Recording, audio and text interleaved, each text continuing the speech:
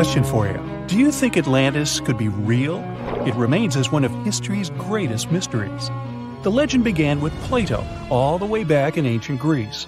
The tale of a civilization that formed and prospered before our own. Atlantis was supposedly a highly technological society, much like the Mayans. But, as the legend says, due to the people's greed, they were punished by a flood that destroyed and submerged their cities. Different theories try to guess Atlantis' location. Some say it was in the Mediterranean Sea. Some say it's beneath the Bermuda Triangle. But, as science has shown us, Atlantis may be only an allegory for humankind. Today, you'll discover several amazing underwater cities that you have never heard of. They existed indeed and are not just a myth. We're taking you on an excursion to the underwater city of Baia, which is on the coast of Italy. Known as the Las Vegas of the Roman Empire, Baia was a resort city. The Roman elite traveled there for recreation. Imagine an open-air spa. That was Baia. You can visit the submerged town by scuba diving and get close to that perfectly preserved, magnificent Roman sculpture, a true underwater wonder. You can spot the crumbled temples and buildings through glass-bottom boats. This is a moss-covered museum in Claudio's Nymphaeum. To your left, you can see a collection of classical Greek statues. Swimming down the Via Herculeana, you'll arrive at Villa Aprotio.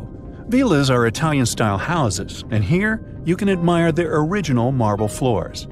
Notice the black and white patterns and the astounding shapes they make. Next, you'll arrive at Portus Julius.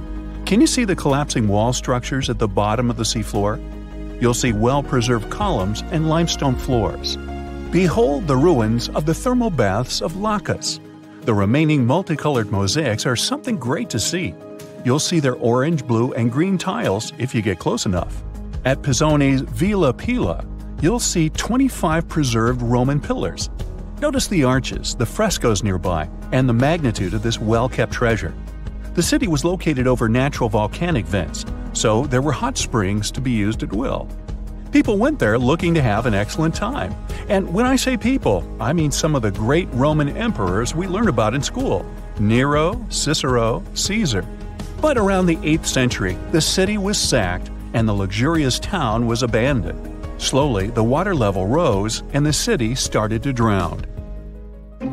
You are on a summer vacation off the coast of Greece, 4 hours outside of Athens, in the Peloponnese Peninsula on Pavlo Petri. You dust off your snorkel and head for a free dive on a bright sunny day.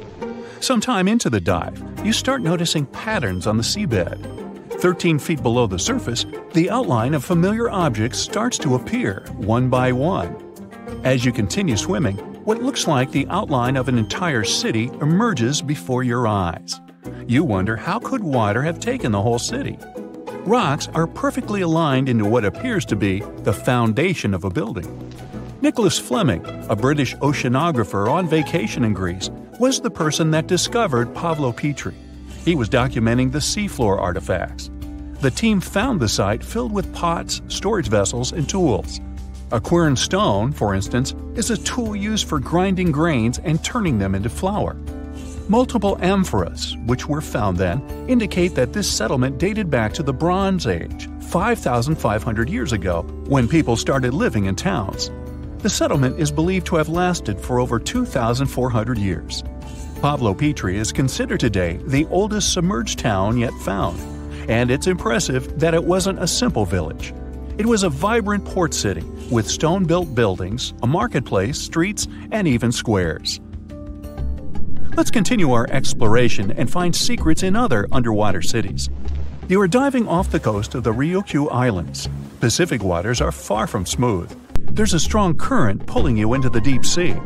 Suddenly, you see a huge structure thanks to the sunlight shining down on the seabed. At first, it looks like Machu Picchu's ruins across the globe in Peru. As you approach it, you slowly figure out its form. A pyramid-shaped structure, arches, staircases. It's something that could have easily been a palace or castle. Could this also be a sign of human activity? What you just saw is known today as the Yonaguni Monument. It also goes by the name of Japan's Atlantis.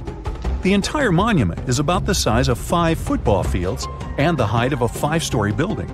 Its most surprising feature is its expansive terraces that host large crowd gatherings.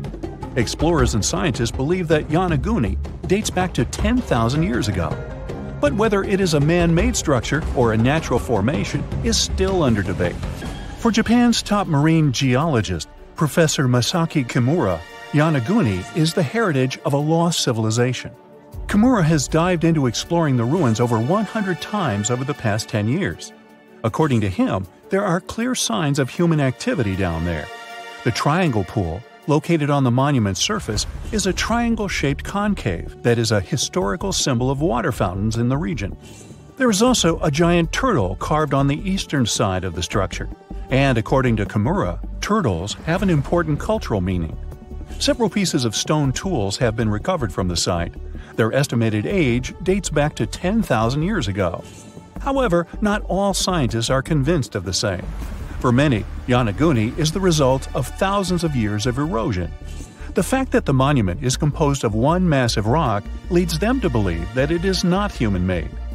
The defined edges and flat surfaces resemble a natural formation occurrence in Northern Ireland, known as Giant's Causeway. A series of interlocking basalt columns look like the ruins of a palace, but they were the result of volcanic activity in the region. Well, stay tuned for more underwater discoveries. The next stop on our voyage is one of today's most famous underwater cities that has turned into an underwater archaeological park. The city of Port Royal in Jamaica exists today only below the surface. But in 1692, it was one of the wealthiest cities in the Western Hemisphere. Port Royal was the center of the British Empire at the time, and an important trade city that attracted people from all over. It was also home to real-life pirates of the Caribbean. On the morning of June 7, 1692, the people of Port Royal met a different fate than they probably expected. The bars and restaurants beaming with life woke up shaking. People were taken out of bed with the power of a massive earthquake, estimated today at 7.5 on the Richter scale. One survivor says he saw the earth opening up and swallowing the town whole. What he said could be true, as the city was mainly built over sand. The ground sucked buildings, roads, and everyone above. Geysers erupted, and finally, waves as big as 10-story-high buildings hit the city. About 33 acres of the city disappeared underwater, and amazingly, most of its 17th century remains lie in good condition under 40 feet of water.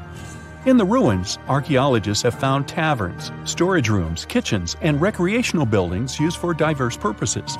You can see a grand lion statue, a submerged bridge, and many picturesque arches. Now, do you fancy a trip to India? Just outside its coast lies another sunken marvel. A site known as the Lost City of Cambay is located on the Gulf of a similar name. It remained hidden until 2001, when the National Institute of Ocean Technology did a routine water assessment. With sonar technology, which sends a wave of sound to the bottom of the sea, they found something far beneath the surface. Images showed well-defined geometric shapes spread along a 5-mile stretch. The remains found dated to more than 9,500 years ago, meaning that this civilization was lost at around the end of the Ice Age. Debris recovered from the site included construction material, pottery, beads, sculptures, and even bones.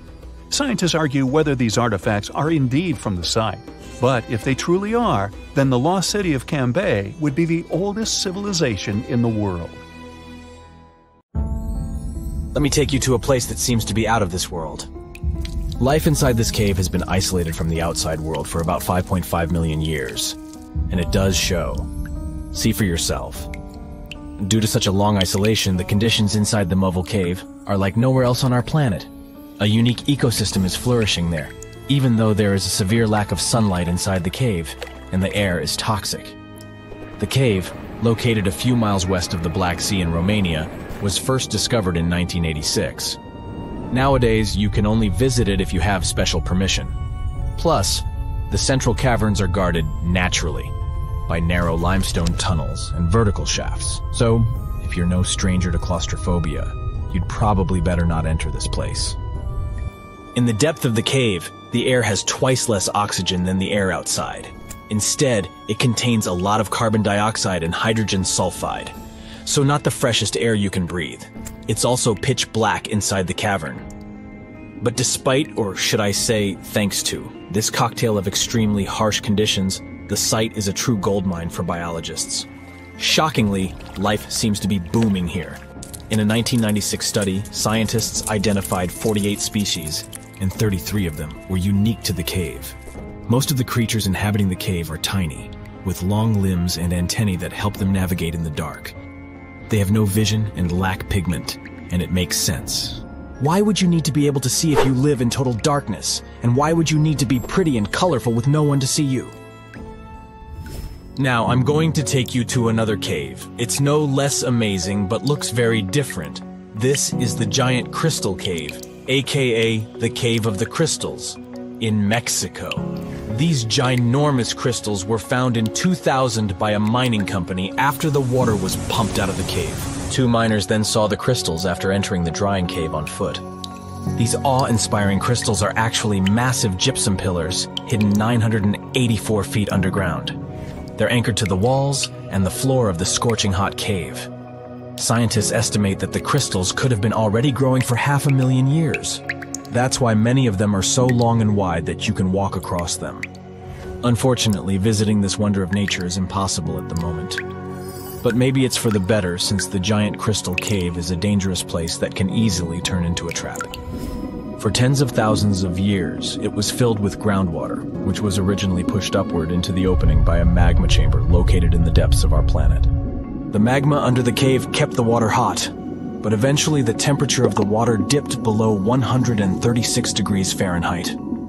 As a result, the water started to fill with calcium and sulfate, whose particles began to recombine into gypsum. And then, white-tinted crystals took over the cave. And since they stayed underwater, they were able to keep growing. You don't have to fly to space to take a closer look at a black hole. Scientists have found something very similar to black holes in the southern Atlantic Ocean. A black hole has such an enormous gravitational pull that once something gets pulled inside, it doesn't have any chance to escape. Even light can't get out of a black hole. But ocean black holes seem to be almost as powerful as their space relatives. But instead of catching the light, they do the same with water. Ocean eddies are massive whirlpools that spin against the main current. They usually swirl billions of tons of water, and most of them are larger than a city. These whirlpools are so powerful that nothing trapped by them can escape. But the scariest thing is that you might not even notice heading into one of them. These things are so huge that you won't spot their boundaries until it's too late. When scientists started exploring ocean vortices with the help of satellites, they discovered the borders of several eddies. After that, they managed to prove that, mathematically, these whirlpools are the same as mysterious black holes in space. Massive eddies are surrounded by super-tight barriers where fluid moves in closed loops. Even water can't get out from the inside of these loops. That's why tight ocean vortices play the role of enormous containers. Water inside them can be totally different from the ocean surrounding an eddy. And I'm not only talking about its temperature. The salt content inside and outside a whirlpool often differs as well. On the thin Curonian spit splitting the Baltic Sea from the Curonian Lagoon, there is one of the most bizarre places on Earth. Locals call this area the Dancing Forest because pine trees in this forest have shockingly unusual shapes. They twist in spirals and circles along the ground. There are some theories why it could be happening, of course. Some people claim that huge amounts of positive and negative energies once clashed in that spot. More down-to-earth individuals believe that the reason is geological. Sandy soil in the area is too unstable to hold trees growing upright. The most popular is the idea that strong winds blowing from the water influence the shape of the trees. In any case, experts haven't come to the final conclusion yet. Look at these underwater crop circles. For the first time, they were spotted in 1995, close to southern Japan's coast. Local divers called these 7-feet-wide structures mystery circles. The enigma had been plaguing many minds for almost 16 years until the culprit was finally caught. Imagine the researchers' surprise when it turned out to be a male pufferfish. The fish needs a bit more than a week to build one circle, and the aesthetics are obviously crucial. A male is swimming inside the circle. digging valleys in the sand with its fins. But that's not all. The fish also use shells and corals to decorate particular parts of their circles. This whole build-a-circle thing has a practical purpose as well. The way a male fish swims pushes the sand toward the center of the circle and creates a mound which later serves as a nest. The next mystery on our list is in the Caribbean. Just off the coast of Belize, there's a giant sinkhole. That's the Great Blue Hole. It's about 1,000 feet across and more than 400 feet deep. Once, a long, long time ago, this hole was a cave. But then rising waters filled it, making it collapse in on itself. The deeper you'll descend into the Great Hole's crystalline waters, the darker it will become. You'll see tons of stalactite-filled caves there, but entering them is extremely dangerous, unless you want to get hopelessly lost. Once you reach a depth of 50 feet, you'll notice that the water is shimmering. That's the invisible line dividing the sinkhole's salty top from the freshwater abyss. You might want to turn back right now. Who knows what you might come across in the murky depths? There was an old Amazonian legend that told about the river that was so hot that it boiled. And it was believed to be just a legend until Peruvian geoscientist Andres Russo questioned if the river could be real. All experts denied such a possibility. After all, hot rivers do exist, but only in the areas where there are volcanoes. As for the part of the country mentioned in the legend, there are no volcanoes in that region. But Andres Russo was too dedicated to give up. And in 2011, he finally located the river from the legends. The water in it was indeed steaming hot. Its temperature was 186 degrees Fahrenheit, not boiling, but pretty close to this point. But what shocked the researcher the most was the size of the river. One could think that the almost boiling water was the result of the activity of an underwater hot spring. But thermal pools are always small, while the river is 20 feet deep and flows for almost 4 miles. This is the only river of its kind on our planet. We've all heard of the Sahara. Sure you have. It's the largest hot desert on the planet. A sea of sand covering an area larger than the contiguous United States. But have you ever wondered what lies beneath the sand dunes? To answer this question, we must travel deep into the past of our blue planet. Up until some 6,000 years ago, the Sahara was grassland. Humans were around at this time, not me, spreading agriculture around the planet. In the north of Africa, the color green dominated. Plenty of rainfall meant that there were lakes, rivers, pastures, and even forests. A completely different image of the Sahara from the barren landscape of today. But then the climate started to shift. The region became parched, and the vegetation started disappearing. The wind did the rest. It took away the fine sediment after there were no plant roots to hold the ground together. Give it a couple thousands of years, and you get a familiar image of the Sahara.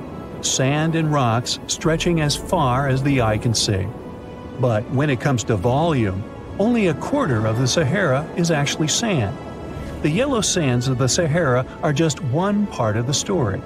The desert has many other features, such as gravel plains, salt flats, and plateaus.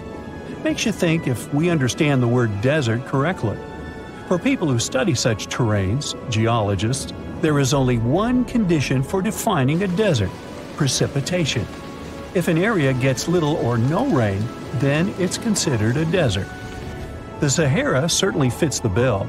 Its average annual rainfall is just 3 inches. Compare that to the nearly 45 inches a year in New York.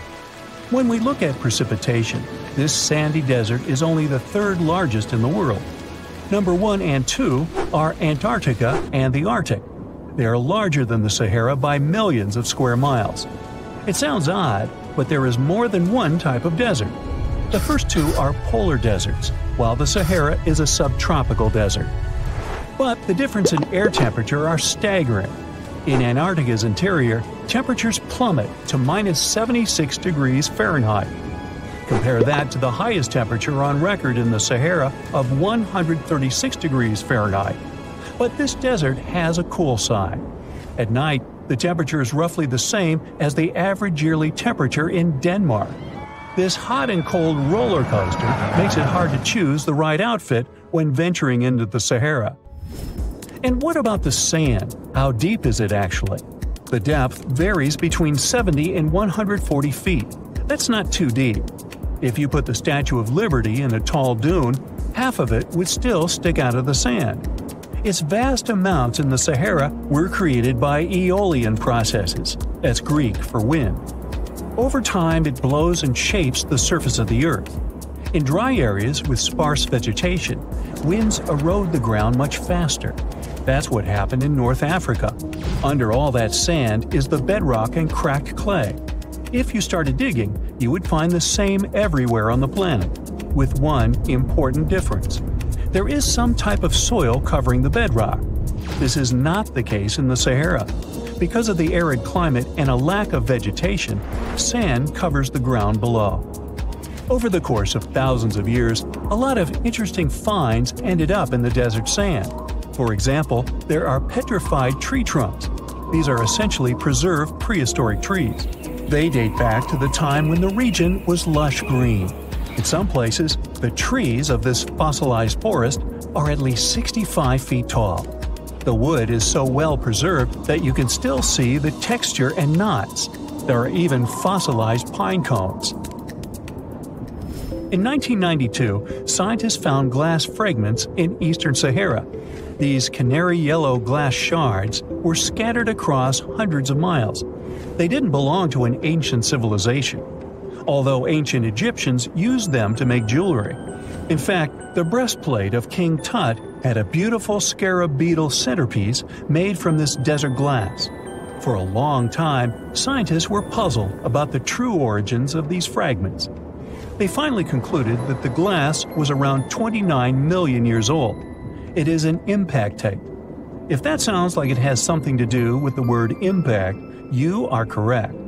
These rocks are formed when a meteorite hits the surface of the Earth. This generates a lot of heat. Scientists estimate that the temperature needed to melt this mineral was close to 3,000 degrees Fahrenheit.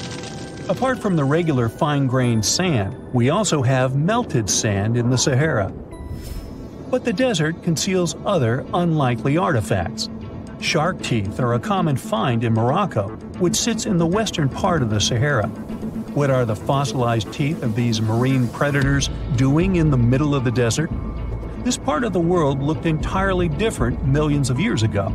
There was a sea cutting right through what is now a desert. The Trans-Saharan Seaway ran the length of present-day Algeria and Mali. It was around 165 feet deep. That was enough for all sorts of aquatic animals to inhabit it. Large catfish, sea snakes, and of course sharks lived in the area. British archaeologists even unearthed a turtle shell in Mali in the 1980s. For centuries, there was even an entire city hidden under the desert. Timgad was a Roman outpost constructed by the Emperor Trajan around the year 100 in the current era. For various reasons, its residents abandoned it around the year 700. The sands of the Sahara soon engulfed the city. It had remained hidden for nearly 1,000 years. Then, in the 1700s, a Scottish explorer started digging out the city. His team first uncovered a sandstone triumphal arch 40 feet high, similar to the ones we can see in Rome and Paris today. An amphitheater soon popped out of the sand, and it was followed by well-preserved statues of Roman emperors. The Scotsman's find was so impressive that no one believed him at first. It took 2 more centuries for archaeologists to fully excavate the city during the 1950s. The site covers a surface as large as 10 polo fields. The ruins reveal the full mastery of Roman city planning. All the streets meet at a right angle in what is known as an orthogonal grid. You can find the same layout in modern cities such as New York. Historians estimate that during its heyday, 10,000 people called Timgad home. Different nationalities lived here, from Romans to people of African descent. Today, more than 2.5 million people live in and around the Sahara. They are spread across 11 countries in total, and their living space is growing. The desert is 10% larger than it was just a century ago. This process doesn't involve sand pouring out of the Sahara. The ecosystems on the edges of the desert simply change over time. The wind blows the soil away and vegetation dwindles. The perfect conditions for the formation of a desert landscape. These changes are happening in the Sahel, a region south of the Sahara Desert. That's why the African countries have recently come together for a project called the Great Green Wall. The primary goal is to stop the desertification of the Sahel and hold back the sands of the Sahara. Their plan is ambitious and involves planting a wall of trees from the west to the east of the African continent. The proposed forest is not only going to be long, but wide as well. The Sahara and the Sahel share a historic bond. Since antiquity, camel caravans have been making the journey from Africa's Mediterranean coast in the north to the savannas in the south. The golden age of this trade kicked off in the 9th century. The perilous journey took several months to complete. The route was 2.5 times longer than the length of the Grand Canyon. Explorers still find evidence of these ancient caravans hidden away under the sands of the Sahara. You've probably heard about the mysterious sea state of Atlantis. It was a high-tech utopia where people lived happily, but then something happened, and Atlantis disappeared from the face of the earth. Many people believe that this city lies at the bottom of the Atlantic Ocean. But what if we've been looking in the wrong place all this time? What if it's somewhere different from where they're trying to find it? What if all this time Atlantis was in the middle of the Sahara Desert? Well, this unexpected theory has some evidence, but to study this version, you first need to understand what Atlantis was and how we got to know about it. The very first mention of the mysterious city was in 360 BCE. Ancient philosopher Plato wrote about Atlantis. His work Dialogues described Atlantis as a rich land with advanced technologies.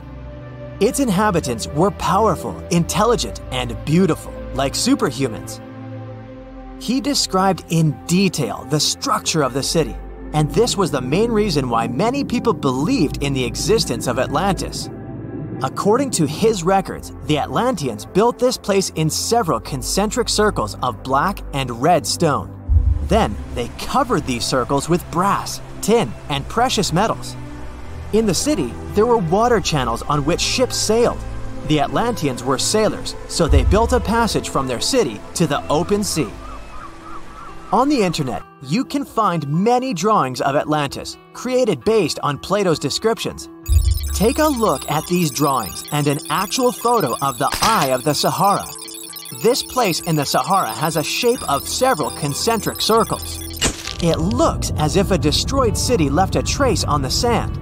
Many people have written online that the lost city was located there, but no one could prove it. Once upon a time, the Sahara was filled with rivers and lakes. In prehistoric times, there was only water there. So far, everything matches.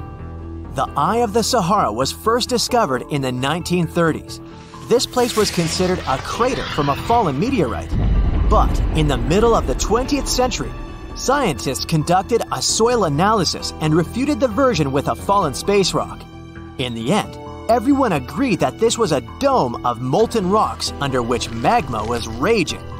For millions of years, wind and water had been destroying the formed landscape and eventually made it look like perfect circles. But what if the Atlanteans once came to this place and used natural circles to build a city? In this case, we would have many traces and artifacts from this developed civilization. And yes, archaeologists did find some arrowheads, spears, oars, and other things there. But this has nothing to do with Atlantis. In the Eye of the Sahara, a multitude of Acheulean artifacts lies. It was an ancient tribe that frequented this place. For the first time, Acheulean tools appeared more than 1.5 million years ago. Some of the items found there may be 130,000 years old, and according to the records, Atlantis existed about 12,000 years ago. Archaeologists found no artificial structures in this place. There was also no debris or traces of a large city. People would have found some stuff if a big city with advanced technologies had existed here. The main supporter of this idea was one YouTube channel. It collected 1 million views and attracted the attention of many historians and anthropologists. the theory that the Eye of the Sahara is Atlantis was quickly refuted. People found too many discrepancies between this place and the description of Atlantis.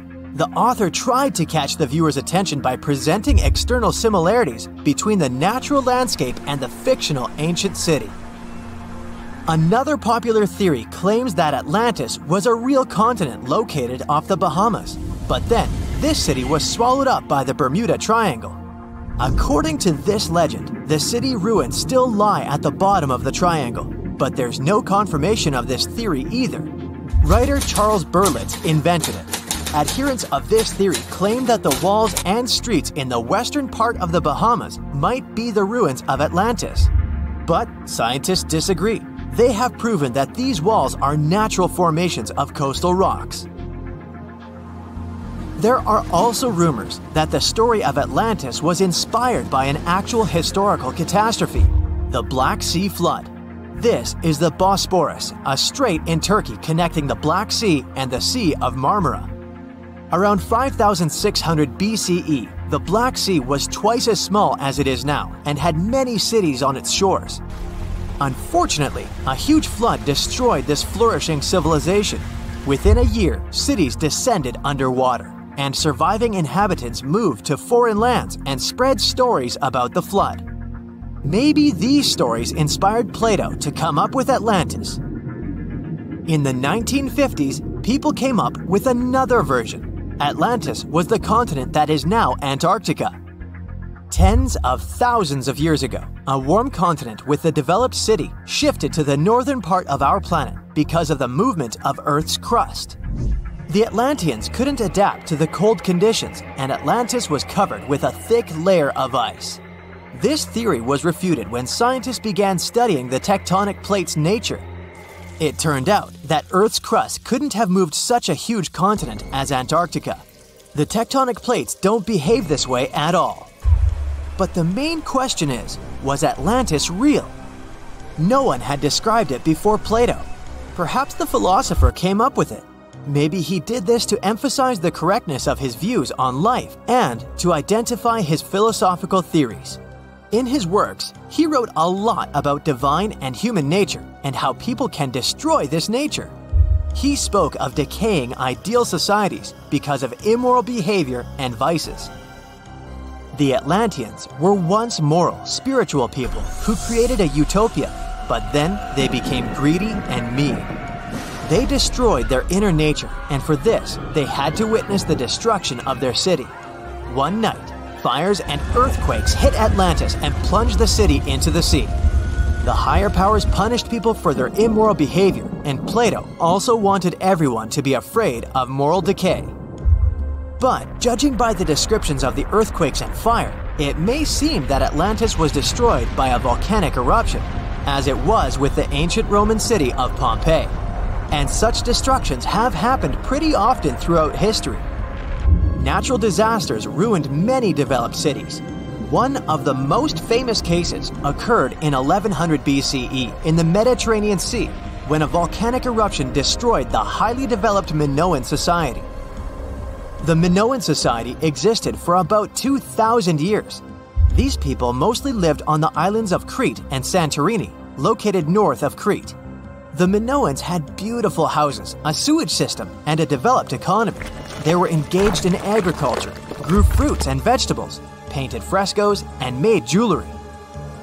They were the first people to found the thalassocracy, an empire based on the sea. They lived off of fishing, piracy, and maritime trade. At the time, they performed cruel rituals, and their way of life was far from moral. They were used to earthquakes on the island of Santorini, so they reinforced the walls of the city with wooden beams, but they didn't know what a volcanic eruption was. And when the sulfur smell appeared in the air, they didn't suspect the impending catastrophe. When the volcano spilled out tons of lava and ash, all the residents of Santorini abandoned their homes and tried to escape, but they couldn't. The eruption and earthquake triggered a tsunami. A large wave flooded the coastal part of the island of Crete. This hit the economy of the Minoans hard and destroyed their port harbor. Then, foreigners attacked Crete and finally destroyed the developed civilization. Some historians think that Plato could have referred to the Minoan Empire when describing Atlantis.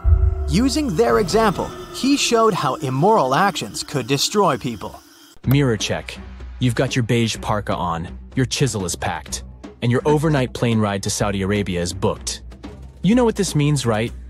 Unfortunately, you weren't cast in the remake of Dune. It just means that you're ready to go explore the world's largest desert areas in the hopes of uncovering prehistoric secrets about our ancestors. Let's get one thing straight. If you ever thought that deserts were empty spaces, think again. They might be filled with sand as far as the eye can see, but they also hold a lot of history, you know, because before humans settled down in cities and towns, we were nomadic people, and we traveled all around the globe looking for food, water, and shelter. So we had to come up with some interesting stuff to survive. Like this thing that was found in the desert of Saudi Arabia. Do you have any idea what this could have been? Over many years, scientists have discussed the origins and use of huge structures such as these ones. It seems our Neolithic ancestors were way smarter than we gave them credit for. They didn't spend all their hours around the fire carving weapons out of stone. No, they were also practicing their architectural skills. These huge stone structures are called desert kites, because if you look at them from a distance, well, they sort of look like kites. Archaeologists have arrived at the consensus that these kites were used to lure animals in. This way, it would make it easier for our ancestors to guarantee their week's food. But that's not all. Take a look at these monolithic structures right here. They show us that our ancestors probably drew on rocks, the blueprint of what they were going to build on the ground. Just like modern-day architects, desert kites could be miles long, so they drew out a plan before actually building them. The most surprising feature of all is that these kites were built even before things such as Stonehenge. We're talking around 7,000 to 9,000 years ago. Over the last decade, scientists have been able to identify over 6,000 desert kites spread across the Middle East and West and Central Asia. If you don't think this huge, try building something this large without the help of any drones. It looks like a pretty difficult feat to me. And apparently, Saudi Arabia's desert is filled with more amazing things. Scientists have found mysterious stone structures that are older than the pyramids of Giza in Egypt. So of course, you can't wait to go check that out. Can we all agree that carrying around heavy rocks to build a pyramid without the help of modern technology sounds absurd? I mean, how on earth did they do it? Now imagine turning back the clock about 2,000 years into the past and finding humans that built similar gigantic structures in isolated areas. Take a look at these so-called mustadils. They are rectangular structures built from piled-up stones, found over 77,000 square miles. Some archaeologists believe that these monuments were used for ritualistic purposes, maybe processions of some kind, where people would walk from one end of the plateau to the other. I'd be down for that. Now let's move on to another deserted area. We're entering the world-famous Sahara Desert landscape. Isn't it beautiful? Here, you're about to unravel an ancient mystery, something that took years for researchers to solve. Fun fact, the Sahara Desert is the world's largest hot desert. It spans over 3 million square miles, which would be like putting 1,000 times the country of Hawaii next to each other. We say it's the largest hot desert because the world's largest desert area is Antarctica. But we all know temperatures over there are freezing, not the typical image of when we think of a desert. Deep into the desert, near the Algerian town of Fougeret et Zoua, something strange was found. For decades, these tiny dots appeared on images of Google Earth, but nobody could explain what they were. Some scientists were sure that these circles are the result of oil activity in the region. Others guessed that these were ancient fogeras or ancient water wells. There are dozens of them, stretching for miles and miles in a straight line. The strange thing is that they are always far away from any town, road, or human activity in general. So what was or is their purpose? If you had to take a guess, what would you say? Remember we talked about how our ancestors had to be creative in order to survive in the desert? Let's try to walk in their shoes for a minute. Imagine you're a nomadic hunter-gatherer living in a desert area. You spend your days basking in the hot sun, trying to count all the grains of sand around you. But you also need to eat and drink water. But how on earth do you get water in a desert? Sure, you can hope to keep running into oasis every week or so, but that seems a bit risky, doesn't it? That's why North African people invented the so-called fogeras. The fogaras are a 2,500-year-old irrigation system. Locals would dig deep wells in elevated areas, wells deep enough to tap into underground water. Then, they would dig parallel shafts at regular distances. This way, the water would flow from the main well down into all the shafts and irrigate entire areas. Travelers could stop by the shafts and quench their thirst. They could also raise livestock and tend to crops. Pretty clever, huh? As much as these holes did look like fogaras, a little bit of research would show you that they're not. You see, these shafts were built in a line, and not in a circular shape like the ones we're looking at now. So maybe it has something to do with the second option? Maybe these desert holes were related to oil activity in the region? Let's have a look at the holes up close and personal. From Google Earth, they don't seem that big, but in real life, they are huge craters. The tip to uncovering what they are is hidden beneath the sand. If you were one of the researchers originally uncovering the truth behind this mystery, you would have found something unique hidden in the sand. Old dynamites and vintage sardine cans. Putting the pieces of the puzzle together, scientists found that these sardine cans were a model from the 1950s and 1960s. It seems that entire teams from that decade would camp out while they surveyed the area for oil. And what about the dynamites? These were used for seismic surveying. This is an old technique, used to identify if there is oil and gas beneath the Earth's surface. Still in North Africa, you find out about another desert mystery worth exploring. Near the city of Tiaret, southwest of Algeria's capital, one runs into 13 peculiar monuments. These structures are also called jedars, and yes, I am aware of how much that may sound like a Star Wars reference. They are pyramid-like in their shapes, and as far as scientists know, they were used as final resting places for the people who lived in the region.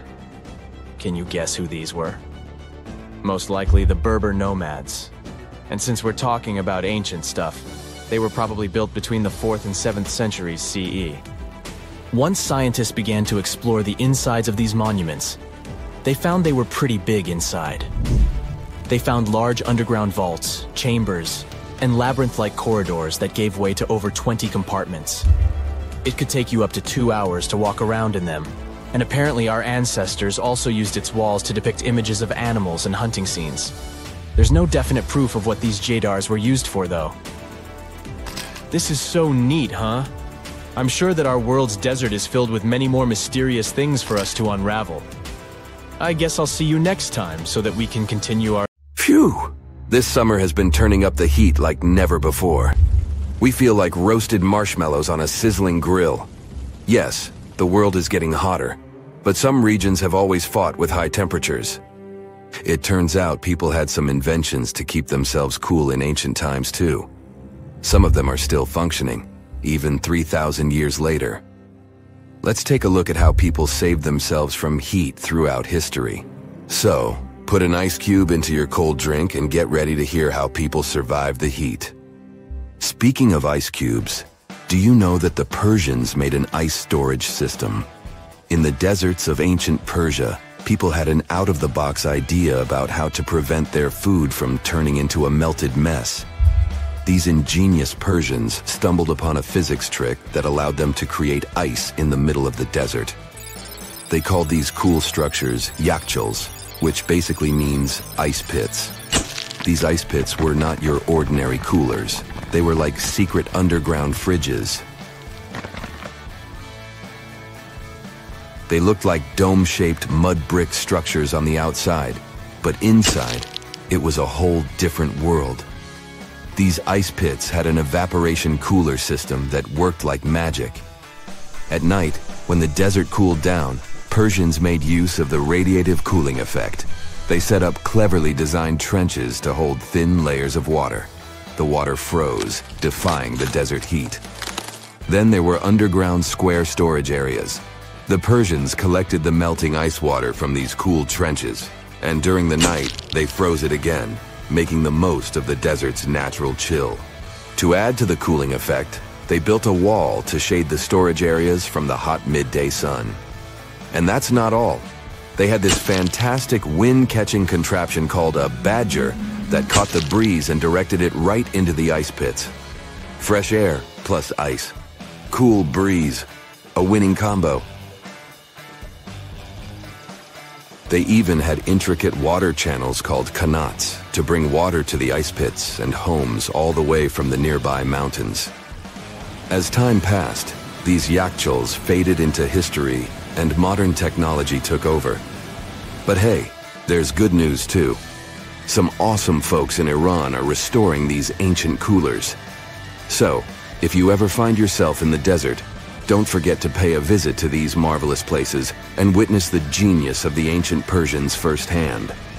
Now, I want to focus more on the wind catchers because they don't just help make ice cubes. They actually function as a cooling system as well. Back in the day, those clever architectural wonders were all the rage in places like Persia, modern-day Iran, Egypt, and the Middle East. Imagine tower-like structures with openings at various levels strategically placed to harness the power of nature's breeze. These openings were like magical portals for the wind. They captured those refreshing gusts and guided them right into people's living spaces. Basically, they were natural air conditioners. The breeze would gracefully flow downward, cooling the ground as it danced through the building. The secret sauce lies in the details: the tower's height, the number of sides, the openings, and the positioning of the interior blades. Everything plays its role in how efficiently the wind towers work out.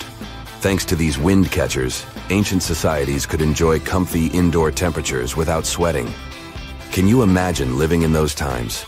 Feeling the gentle breeze whisking through your home, keeping you feeling fresh and chilled out? The Persians are often credited for inventing these awesome wind catchers. But hey, don't forget about Egypt. There, you can find traces of similar structures dating all the way back to 1300 BCE. Yes, the invention of wind catchers may have occurred in ancient Egypt, but Yazid in Iran is the city with the largest number of wind catchers. People wouldn't have been able to live there without these ancient ACs because there was almost no rain in the area throughout the year. Now, let's look at these perforated double-skinned exteriors.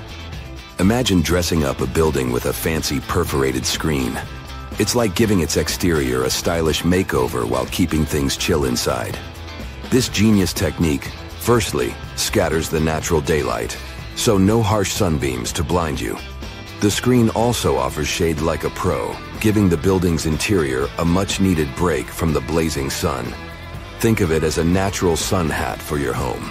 Placing this screen about 4 feet away from the outer walls creates a breezy, dreamy hallway for fresh air circulation.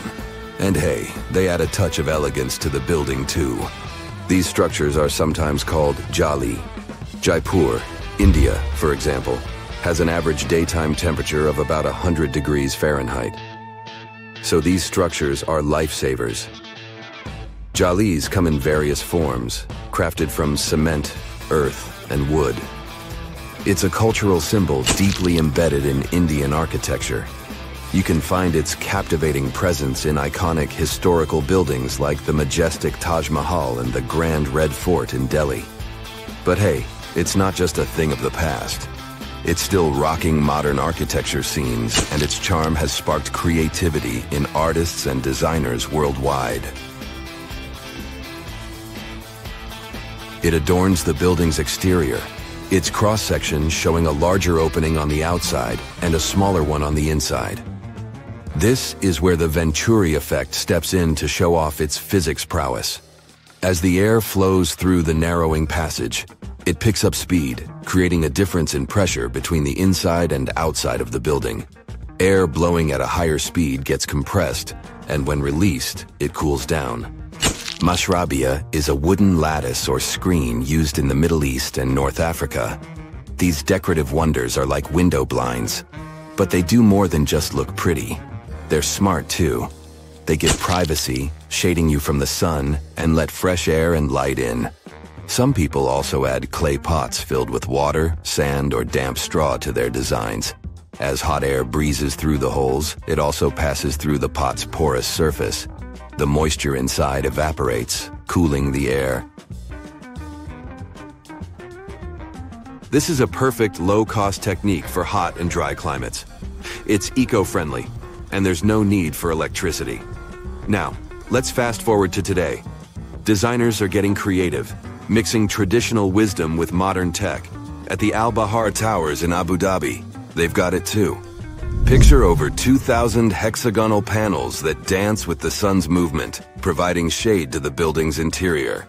Water evaporation was another secret weapon for ancient people. Simple, yet super effective.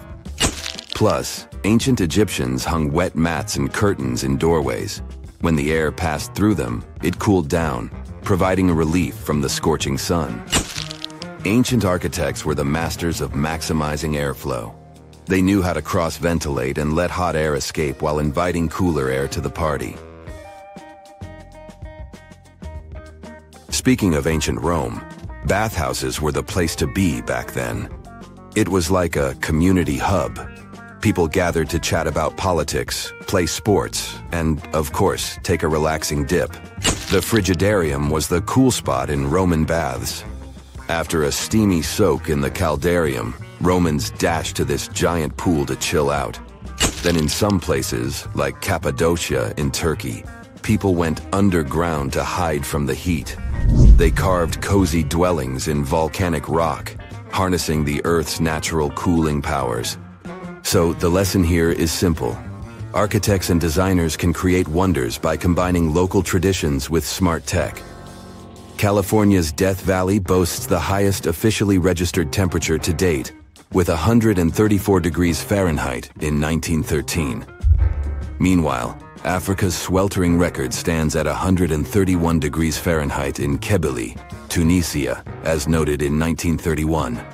In Europe, the highest temperature ever documented reached almost 120 degrees Fahrenheit in Sicily in August 2021.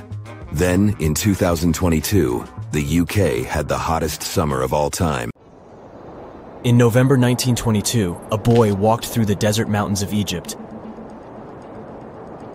and discovered some ancient steps carved into the rock. Subsequently, this find became one of the world's largest and most significant archaeological discoveries. This step was part of Tutankhamun's untouched tomb.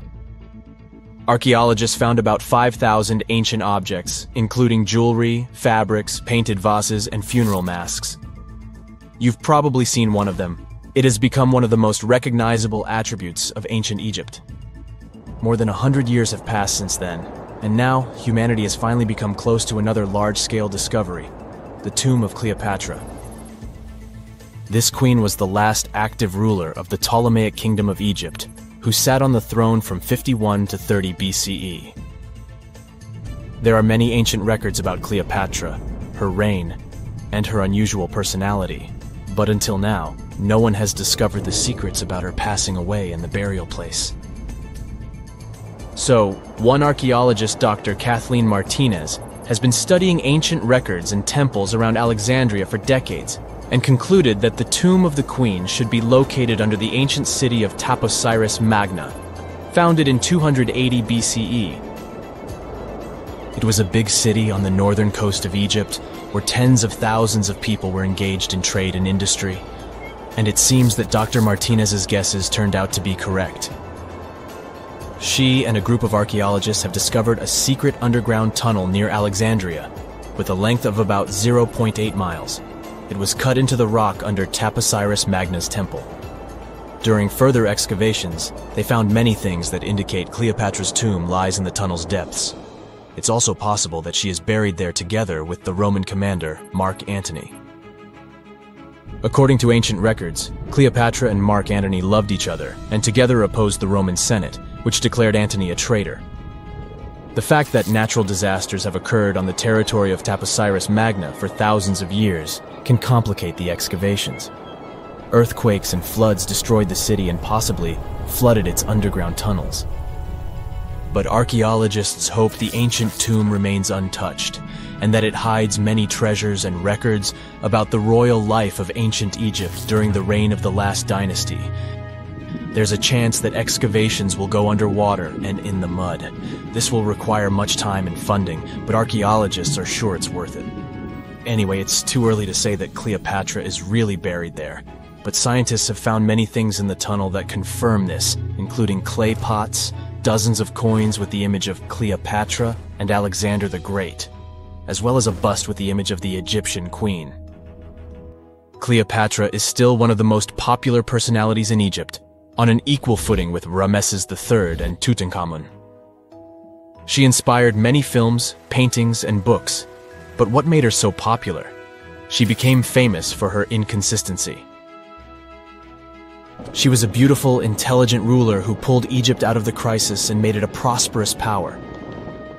Medieval Arabic texts say she knew chemistry, mathematics, and philosophy, and may have written several scientific books. She knew several languages and had excellent diplomatic skills. At the same time, there are many legends that she was a femme fatale who drove many men crazy. However, there's no evidence that her beauty was incomparable. The image of a stunning model was created by Hollywood when it made several films where famous actresses performed the role of Cleopatra. And the Roman Emperor Octavian, the adopted son of Julius Caesar, specially created the image of Cleopatra as an insidious seductress because he was her enemy. Even though she was born in Egypt, Cleopatra wasn't an Egyptian. Her ancestors were Greeks, among whom was one of the generals of Alexander the Great. However, the people of Egypt loved her. She learned the language and was very sensitive to the traditions of this country. She knew the history, mentality, and customs of ancient Egypt well. She raised the level of its economy and strengthened its status as a world power. Much of this was made possible thanks to her cunning and impressiveness. She loved theatrical performances and lavish celebrations. She knew how to surprise people and put on a show. But behind the exterior image of a luxury lover was an intelligent and calculating ruler. Ancient Egypt was a rich, luxurious country, and Cleopatra did everything to increase its wealth and strengthen its position in the international arena. For example, she was once in conflict with her brother Ptolemy XIII Odd. The queen knew that she wouldn't be able to resist him, so she decided to attract Julius Caesar to their side. The Roman emperor arrived in Alexandria, where Cleopatra wanted to meet him, but Ptolemy knew about her plans and was about to prevent her from coming to Caesar. Then, instead of a rich and noisy arrival, Cleopatra decided to make her visit inconspicuous. She wrapped herself in a carpet or linen bag the emperor's servants carried into Caesar's private chambers. Cleopatra emerged from the carpet and impressed the Roman emperor with her beauty and determination. As a result, they fell in love with each other and became close allies. After some time, she impressed another influential Roman for diplomatic purposes. She arrived to meet Mark Antony on a golden barge with purple sails and silver oars. Cleopatra was dressed in the image of Aphrodite and sat under a magnificent canopy. Her servants dressed like cupids and were blowing her fan and burning incense. But Cleopatra created such a show for a reason. She knew that Antony revered Greek mythology and considered himself the embodiment of Dionysus. As a result, he was so impressed with this woman that he ended up marrying her. Cleopatra defended her crown, strengthened her alliance with Rome, and bore Antony 3 children. In Egypt, they threw big parties and enjoyed wealth with power. However, the relationship of a high-ranking official with the Egyptian queen caused a scandal in Rome. Octavian was Antony's primary opponent in the struggle for power, so he exploited the situation to darken the competitor's reputation. He used propaganda to make Cleopatra an insidious seductress in the eyes of Roman citizens. He accused Antony of succumbing to her charms. The Roman Senate supported Octavian and declared Cleopatra an enemy. In 33 BCE, this conflict reached a high point when Antony's navy clashed with Octavian's fleet. The latter won and forced his enemy to flee to Egypt with Cleopatra. According to some records, they took refuge near Alexandria. Pursued by the Romans, they hid in one of Cleopatra's palaces and met their end. Some legends say that Cleopatra was an expert in poisons. She provoked a venomous snake, a viper or an Egyptian cobra, to bite her. Also, according to another legend, she pricked herself with a poisonous needle. There's a theory that Cleopatra always carried an ampule with poison inside her hairbrush. And when she was cornered, she soaked the needle with this poison and pricked herself. None of this can be said for sure. Scientists are still trying to find out the truth. Perhaps when they reach Cleopatra's tomb, the world will get more answers about her tragic fate. She is considered the last ruler of Egypt. After her passing, Octavian plundered her palaces and temples and returned to Rome, where he became the main emperor. He successfully ruled the country and expanded its borders. His reign ended when he turned 75. World history would have looked different if Cleopatra and Mark Antony hadn't lost that naval battle. By the way, did you know that more time has passed between Cleopatra's reign and Neil Armstrong's flight to the moon than between the reign of the Egyptian queen and the construction of the Great Pyramid of Giza? Armstrong took a step on the Earth satellite in 1969, 38 years after the birth of Cleopatra. And the construction of the pyramid took place in 2560 BCE. Imagine how long the history of ancient Egypt is. Cleopatra is closer to us in time than to the pyramids.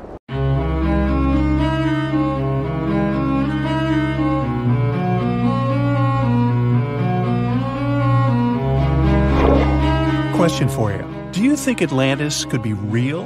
It remains as one of history's greatest mysteries. The legend began with Plato, all the way back in ancient Greece. The tale of a civilization that formed and prospered before our own. Atlantis was supposedly a highly technological society, much like the Mayans. But, as the legend says, due to the people's greed, they were punished by a flood that destroyed and submerged their cities. Different theories try to guess Atlantis' location. Some say it was in the Mediterranean Sea.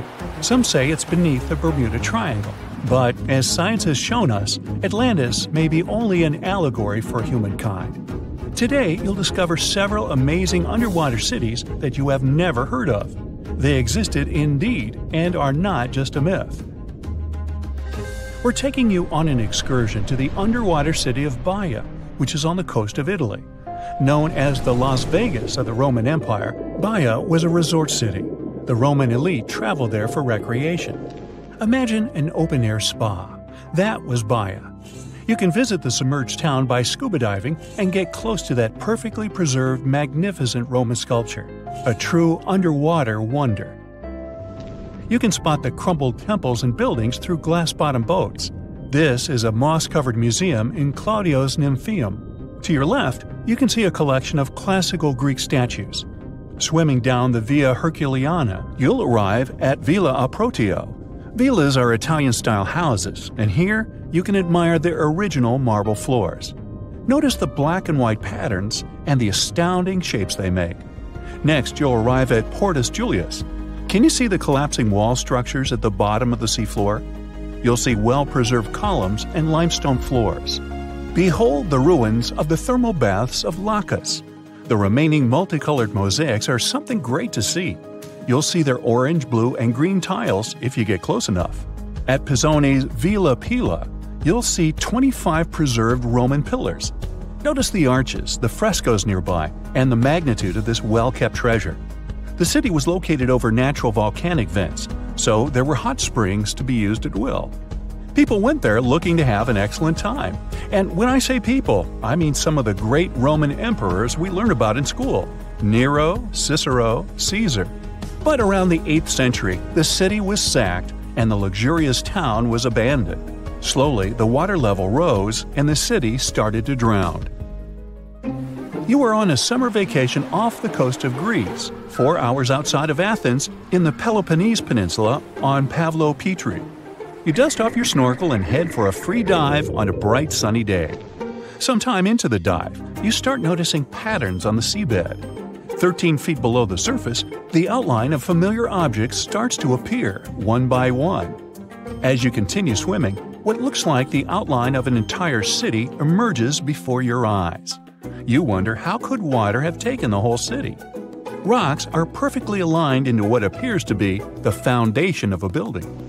Nicholas Fleming, a British oceanographer on vacation in Greece, was the person that discovered Pavlo Petri. He was documenting the seafloor artifacts. The team found the site filled with pots, storage vessels, and tools. A quern stone, for instance, is a tool used for grinding grains and turning them into flour. Multiple amphoras, which were found then, indicate that this settlement dated back to the Bronze Age, 5,500 years ago, when people started living in towns. The settlement is believed to have lasted for over 2,400 years. Pablo Petri is considered today the oldest submerged town yet found, and it's impressive that it wasn't a simple village. It was a vibrant port city with stone-built buildings, a marketplace, streets, and even squares. Let's continue our exploration and find secrets in other underwater cities. You are diving off the coast of the Ryukyu Islands. Pacific waters are far from smooth. There's a strong current pulling you into the deep sea. Suddenly, you see a huge structure thanks to the sunlight shining down on the seabed. At first, it looks like Machu Picchu's ruins across the globe in Peru. As you approach it, you slowly figure out its form. A pyramid-shaped structure, arches, staircases. It's something that could have easily been a palace or castle. Could this also be a sign of human activity? What you just saw is known today as the Yonaguni Monument. It also goes by the name of Japan's Atlantis. The entire monument is about the size of 5 football fields and the height of a 5-story building. Its most surprising feature is its expansive terraces that host large crowd gatherings.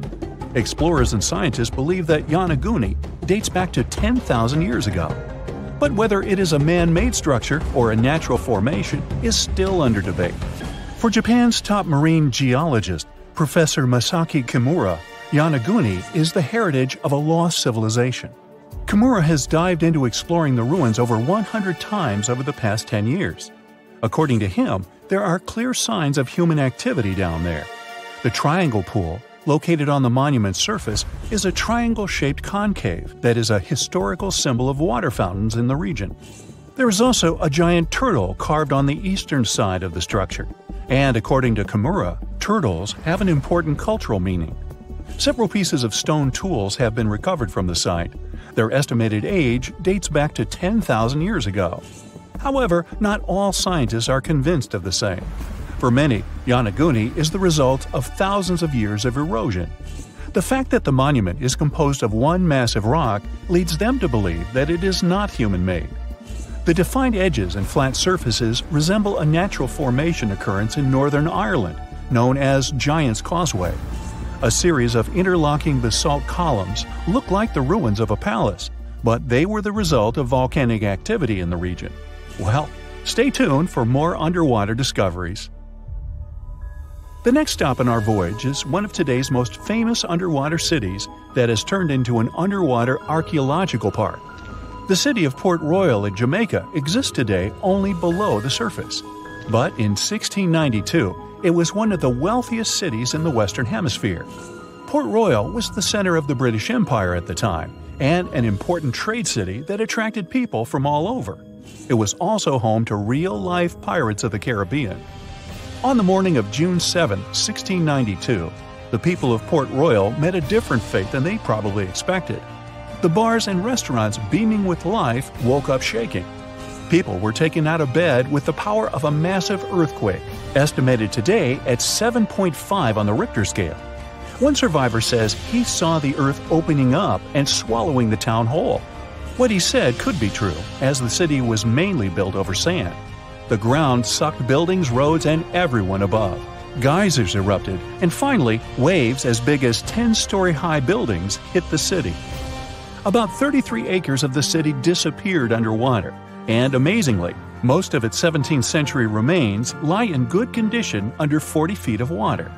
In the ruins, archaeologists have found taverns, storage rooms, kitchens, and recreational buildings used for diverse purposes. You can see a grand lion statue, a submerged bridge, and many picturesque arches. Now, do you fancy a trip to India? Just outside its coast lies another sunken marvel. A site known as the Lost City of Cambay is located on the Gulf of a similar name. It remained hidden until 2001, when the National Institute of Ocean Technology did a routine water assessment. With sonar technology, which sends a wave of sound to the bottom of the sea, they found something far beneath the surface. Images showed well-defined geometric shapes spread along a 5-mile stretch. The remains found dated to more than 9,500 years ago, meaning that this civilization was lost at around the end of the Ice Age. Debris recovered from the site included construction material, pottery, beads, sculptures, and even bones. Scientists argue whether these artifacts are indeed from the site. But if they truly are, then the lost city of Cambay would be the oldest civilization in the world. In 2018, the most powerful underwater earthquake occurred between East Africa and Madagascar. There was a deep rift between the Earth's crust and the mantle. Hundreds of thousands of tons of magma came out on the surface of the ocean floor. After that, a huge underwater volcano with a height of 2,700 feet was formed near the coast of Madagascar. This is almost twice the height of the Empire State Building, and all this is hidden under the water. French scientists studied this place since it had regular seismic activity. When the geologists went on an expedition to the coast of Madagascar, they discovered this giant underwater rock, which was not here until recently. With the help of geological equipment, they discovered the earthquake happened deeper than usual, below the Earth's crust. Geologists created a special observatory to monitor the situation at this site in real time. Between February and May 2019, they recorded about 17,000 seismic activities below the ocean floor. Scientists had never recorded such deep earthquakes. This suggests that there are reservoirs and drainage systems inside our planet through which magma flows. It's like the veins and vessels of a living organism. The volume of lava the volcano spews at this place can be compared with the volcanic eruptions in the hottest spots of Earth. Perhaps this is one of the most catastrophic, but at the same time, beautiful events in nature over the past few years. To understand what can be beautiful about this, let's first figure out what an underwater volcano is and how it works. Inside our planet, there are incandescent liquid metals and molten rocks containing almost all the chemical elements from the periodic table. All this hot substance is called magma, which constantly flows in the planet's bowels.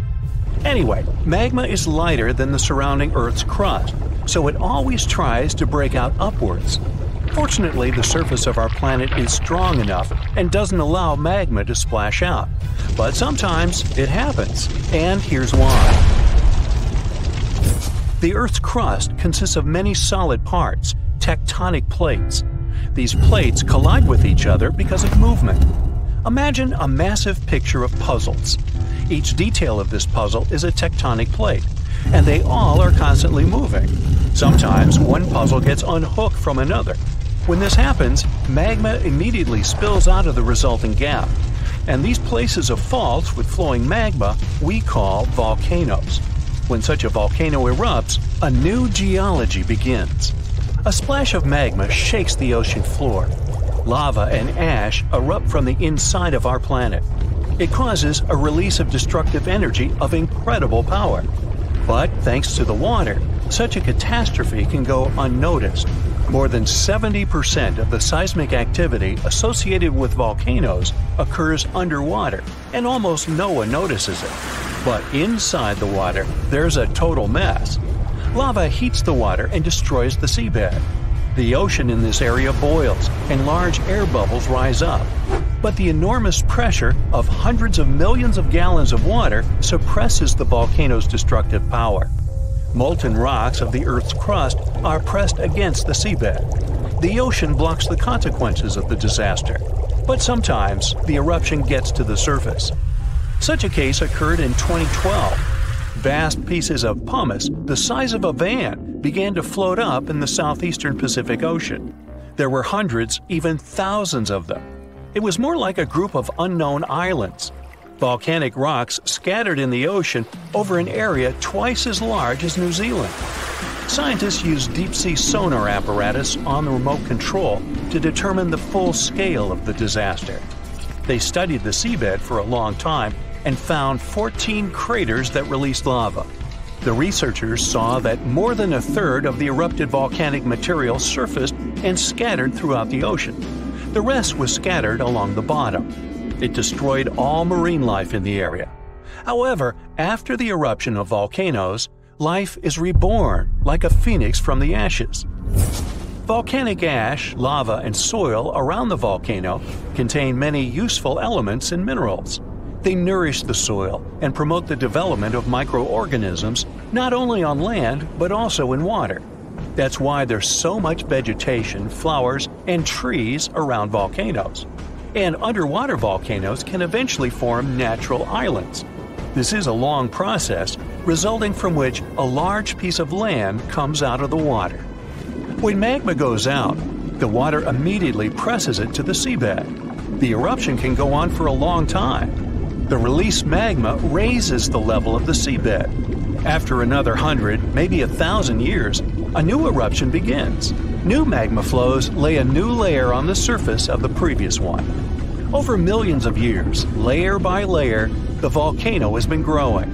It's slowly rising up because of constant eruptions. Some volcanoes may go out forever, and some continue to erupt. And then, one day, the level of volcanic rock reaches the surface in the form of a huge island. After many more years, the volcano may go out, and then life appears on the formed island. The destroyed seabed area is filled with animals, trees, flowers, and plants. These volcanic islands have unique ecosystems because they develop separately from all continents. Observing such islands helps scientists understand how life on Earth was born. There are hundreds of islands around the world that have appeared because of eruptions of underwater volcanoes. You can find them in Hawaii, Indonesia, and Iceland. Many of them are inhabited by people. They build villages and small towns there. The ground on such islands is fertile. Fruits and vegetables grow there. The water is filled with fish. Such places may seem like paradise, but at the same time, it's dangerous to live there because the volcano may wake up. One of the most famous eruptions occurred on the island of Ogashima, south of Tokyo. People built a beautiful city right in the crater of an active volcano, and in May 1785, the eruption began. No one expected this to happen. At some point, thousands of birds rose and flew away from the island, and then the ground began to shake.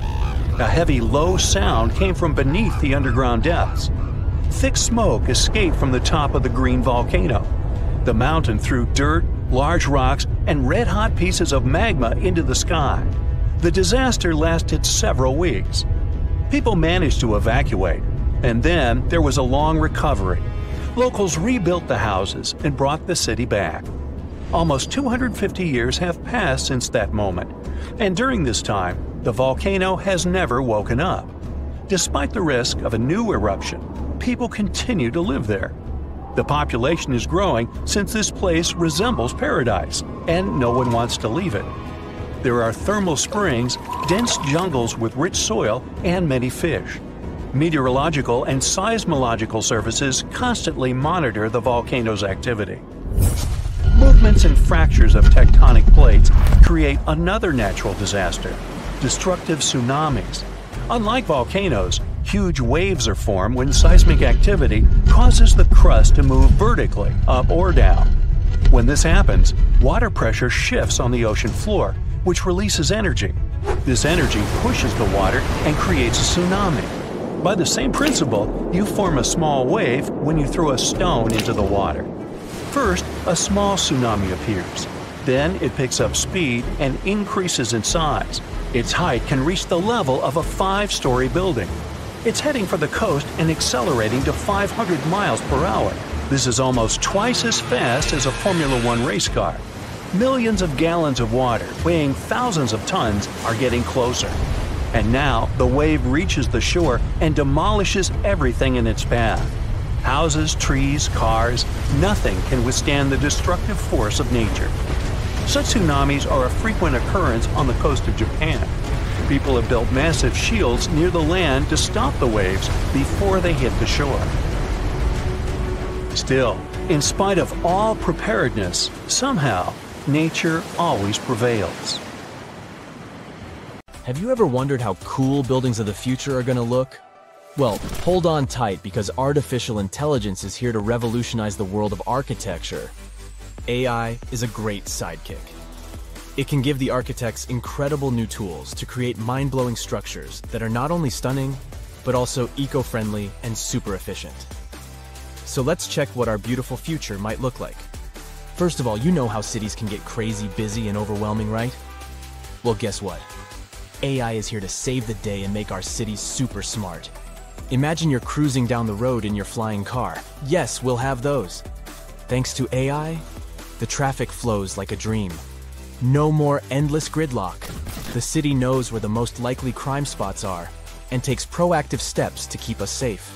It's like having superheroes on every corner. And hey, forget about trash piling up. AI makes sure waste is managed efficiently, keeping our city clean and fresh. They can act as a city manager who can optimize everything from traffic to safety and even waste disposal. They can analyze tons of data from all sorts of places like sensors and social media. With all that information, they can help city planners make brilliant decisions that make our lives better. Okay, so you stroll down the street, and your eyes are instantly captivated by an extraordinary building. Its futuristic curves and features make it stand out from the rest. And it not only catches your eye, but also gives Mother Nature a high five.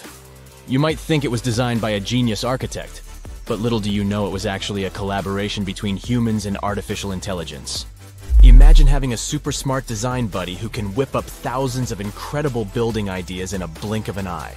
That's what AI-assisted design software does for architects. It can generate and assess a ton of design options. They take into account stuff like the best materials to use and the perfect placement for the building. Also, by analyzing data and crunching numbers, algorithms can help optimize the building's design. They can ensure it minimizes energy usage, conserves water, and manages waste like a pro. Every building strives to reduce costs, save energy, and promote a better world. The result? Architectural masterpieces that are both jaw-droppingly beautiful and super practical. The cityscape of the future will be dotted with these awe-inspiring structures. Oh, but that wasn't impressive enough for you? Well, how about a stunning, futuristic building that seems to defy gravity? It's not made of traditional bricks and mortar. Oh no! This marvel was created using the powers of 3D printing. With the help of AI, architects designed every intricate detail and fed all the important data, like what materials to use and how the site conditions might affect the structure. AI algorithms worked their magic to optimize the design, making it both breathtakingly beautiful and rock solid. 3D printing is basically like having a magical machine that can create awesome structures straight out of a sci-fi movie, and AI jumps in to make sure these structures are not just pretty, but also strong. In the city of the future, 3D printing will become the ultimate architect's tool. It will allow them to create structures that were once impossible to build. From mind-bending shapes to intricate details, the possibilities are endless. But AI isn't just making buildings look great, it also makes them efficient and cozy. Let's say you step into a futuristic office building, and voila! The lights automatically adjust to match your mood, and the temperature is set perfectly for you. These futuristic buildings are capable of sensing and responding to their surroundings, just like you do. They control the lighting, keeping it just right for the time of day. They manage the temperature, so it's always cozy and comfortable. They even keep a watchful eye on security and fix small issues before they become big headaches. So, the smart building knows when people come and go, so it optimizes energy usage accordingly, saving the planet and some cash along the way. Now the cool thing is, all these aren't the only possibilities. How about turning skyscrapers into a vertical forest? Recently, an architect from India got super excited about the power of artificial intelligence. So, he decided to team up with an image bot called Midjourney to create a vision for the future. But instead of a dull, robotic world, they aimed for something spectacular. With text prompts like utopian technology and futuristic towers, the architect and AI got to work. Guess what? Midjourney didn't disappoint. It conjured up a world where buildings were covered in lush vertical forests and adorned with shapes inspired by nature. They wanted to create a sustainable future that harmonized with the environment. The architect, Manas Bhatia, is super positive about AI's potential. He doesn't see it as a threat to his job, but as a powerful tool for positive change. He envisions a future where architects and AI collaborate to make breathtaking designs. In his project, Bhatia even asked the AI to imagine symbiotic and hollowed structures, and it responded with pictures of apartments nestled within hollowed-out trees. Imagine a world where the building itself becomes a living, breathing part of nature. Well, Bhatia believes that nature should play a big role in architecture, He loves designing structures that embrace nature's beauty and functionality.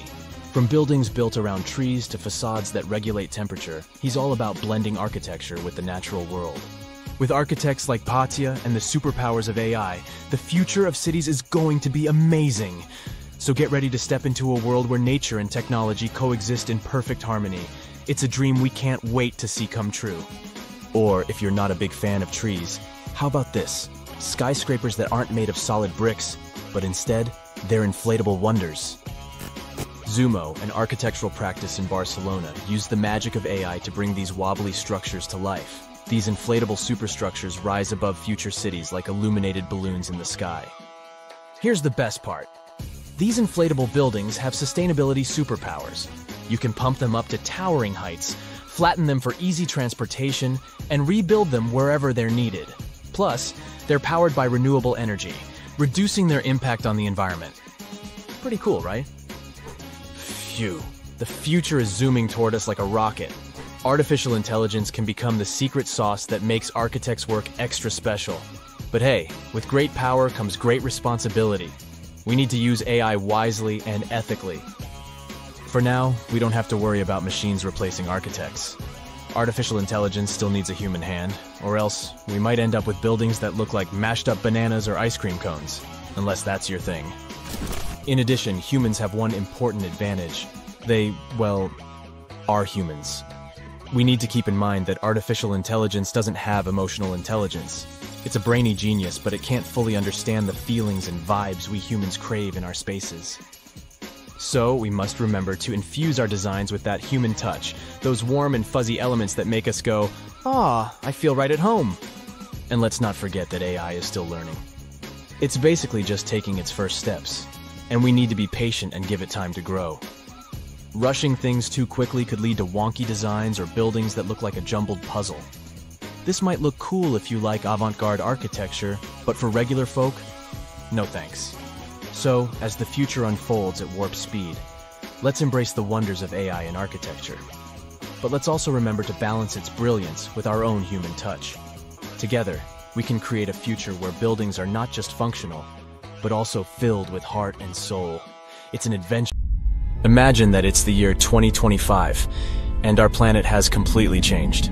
Rising sea levels, extreme weather, and the ocean becoming more and more acidic are just some of the problems people have been dealing with for years. But in one of the world's largest coastal cities, the situation has become too serious. It was a sunny day in June when a massive earthquake shook the city to its core. The ground beneath people's feet heaved and shook, and buildings swayed dangerously. People ran through the streets in panic, trying to find safety. But as soon as the ground settled, the inhabitants of the city realized the real danger. A wall of water, almost 100 feet high, was rushing toward the city, propelled by the force of the earthquake. The tsunami hit the city with unimaginable force. Entire neighborhoods were wiped out, and thousands of people lost their lives. But here's where things get interesting. In the aftermath of the disaster, the city's authorities realized that they couldn't just rebuild the city as it was before. They needed to be better prepared for the next potential disaster. And so they came up with an incredibly ambitious project to build an underwater city. The goal was to create a self-sufficient, sustainable city beneath the ocean's surface that could withstand any natural disaster. The underwater city would be powered by renewable energy, using tidal power and underwater solar panels. It would be designed to withstand extreme weather and would have its own emergency response systems. The project attracted some of the world's top scientists, engineers, and architects. They worked tirelessly to design the city and carefully considered every aspect of the project. The underwater city would have everything that a typical city had, from schools and hospitals to stores and restaurants. There would be underwater farms where fish and other marine creatures could grow. The city would even have its transportation system, advanced submarines, and underwater tunnels connecting different parts of the city. The project became a shining beacon of hope for people.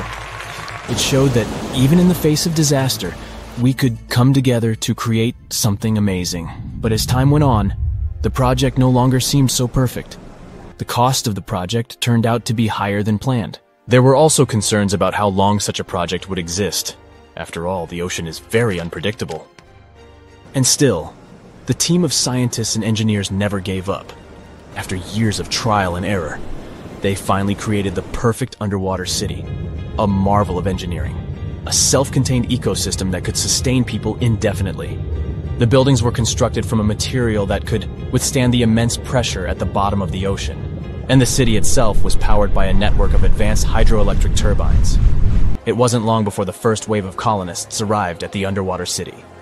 There were different people in this group, and each of them had their own reasons for choosing to live in this new world beneath the waves. Some were adventurers seeking a new world to explore, while others were hoping to escape natural disasters raging on dry land.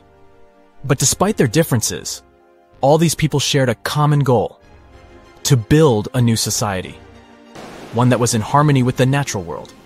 The underwater city flourished, and new discoveries were made every day. The colonists developed new technologies and ways to tame the power of the ocean.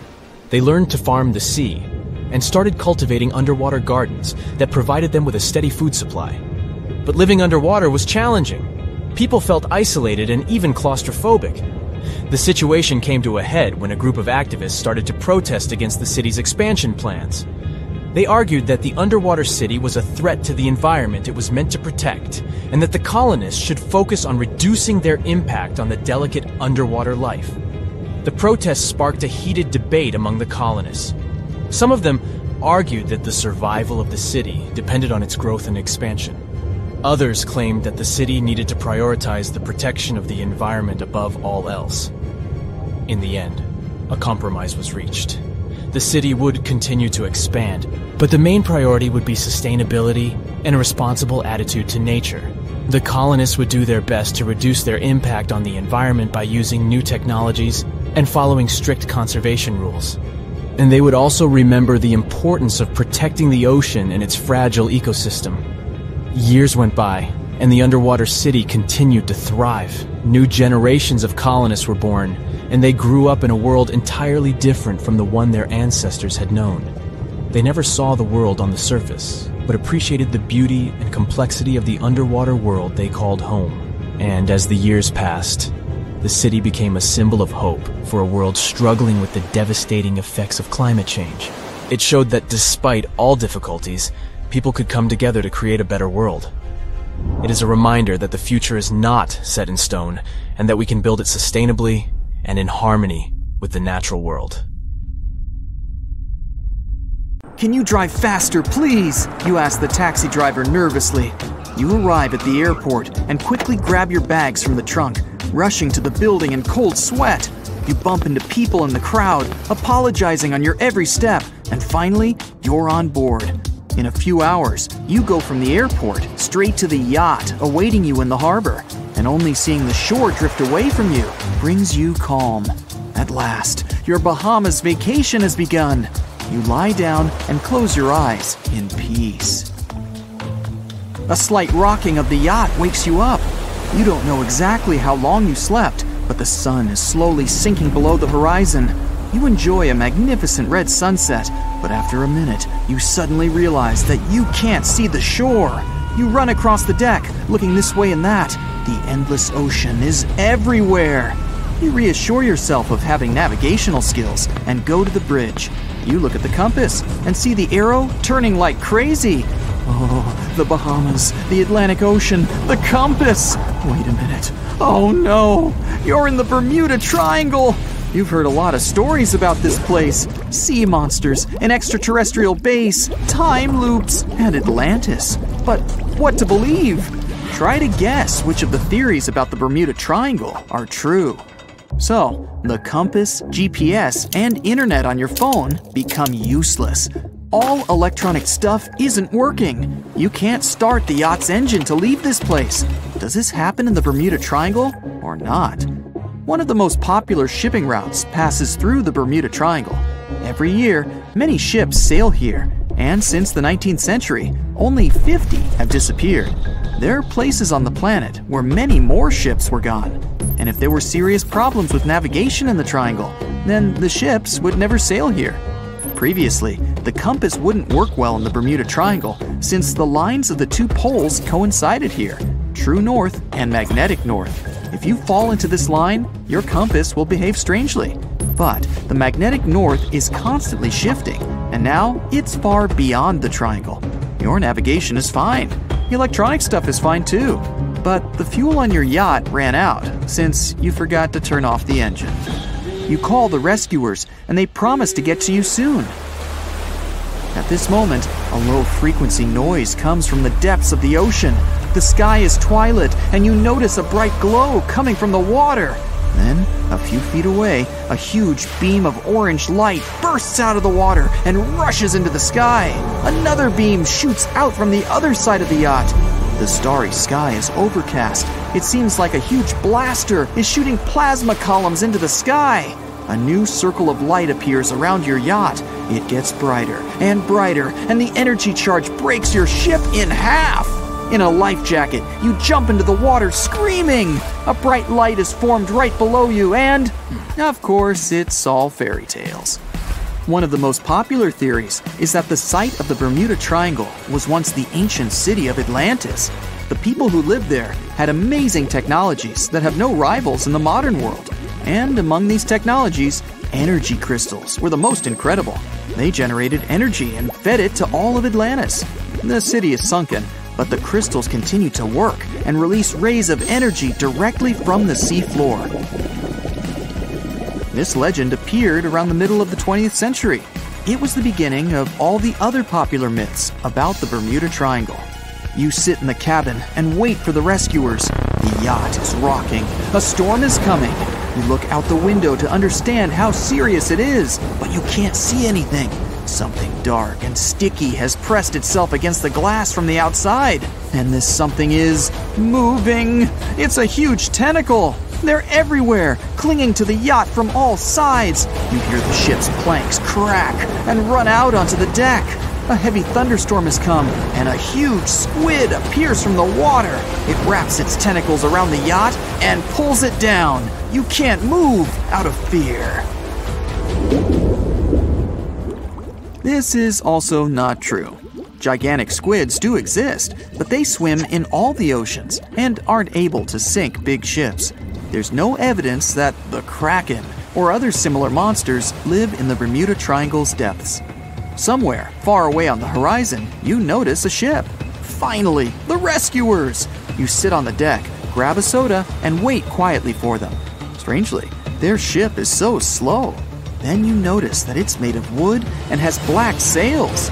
You can hear shouts and cheers. They're pirates, with eye patches, sabers, and parrots. Yar! They sail closer and throw ropes on the deck of your yacht. No legend says pirates of the last centuries operate in the Bermuda Triangle, or that the Flying Dutchman makes other ships disappear. A popular theory is that ships travel to the distant past or future through a time portal in the Bermuda Triangle. Fortunately, these are all myths, and you're sitting in our reality and still waiting for rescuers. A storm does begin, though. Huge waves shake the ship. You realize the rescuers will not get to you in this weather, so you'll have to wait until morning. You put on a life jacket and hold on tightly to the steering wheel. The storm seems not too strong, but at this moment, to the right of the yacht, you notice a huge wave. It's the size of a 10-story building. The wave appears too quickly and turns your ship over like a feather. The impact is so hard that the yacht turns over twice and remains on the water. The huge wave dissipates as suddenly as it appeared. A second later, a bright light bursts through the clouds. This is not the sun, but a glowing disc. It descends towards your yacht and changes the gravity. Your ship is slowly rising into the air. A loud howl strikes your ears. The glowing disc opens, and you find yourself in a black space. This is also a legend. Spaceships from other galaxies don't abduct people in the Triangle. You're back on the deck during a storm. That huge wave was real, by the way. This phenomenon is called rogue waves. People see them all over the world, and not just during storms. A rogue wave can suddenly appear during a calm sea. Even now, scientists have not fully studied the nature of this phenomenon. Many believe the waves transfer kinetic energy to each other and create a single wave that spits out the charge and becomes unexpectedly huge. Immediately after that, the wave disappears, as the energy has run out. There's no evidence that these waves are often happening in the Triangle. However, The Bermuda region is subject to frequent storms and hurricanes. In such conditions, the rogue can easily appear. The storm is ending. You're glad you managed to survive. You can see the first rays of the sun and hear the water foaming around the yacht. There are no waves. The sea is calm, but the surface of the ocean behaves strangely. It looks like the yacht has been caught in a huge bowl of boiling soup. The boiling is so strong that the ship is rocking wildly. You hold on tightly to the steering wheel, but an especially powerful thrash throws you overboard. Calm down, everything's fine. There's a realistic but unconfirmed theory that says there are methane deposits under the Bermuda Triangle. Sometimes, the gas comes out from below the sea floor and fills the water with huge bubbles that foam the surface. This phenomenon exists, but numerous studies have shown that there's no methane concentration in the Bermuda Triangle. You have already spent almost 24 hours in one of the most mysterious places on the planet and survived. Finally, you see the rescuers. The ship is approaching you. People take out canisters of fuel to refill your yacht. But at this moment, you see a huge fin the size of a sailboat. And then, a huge shark jumps out of the water. Its jaws are filled with hundreds of sharp teeth, as big as an adult's palm. The shark pounces on your yacht and pulls it to the bottom. Okay, that's not true either. In fact, there's not even such a myth about the megalodon swimming in the Bermuda Triangle.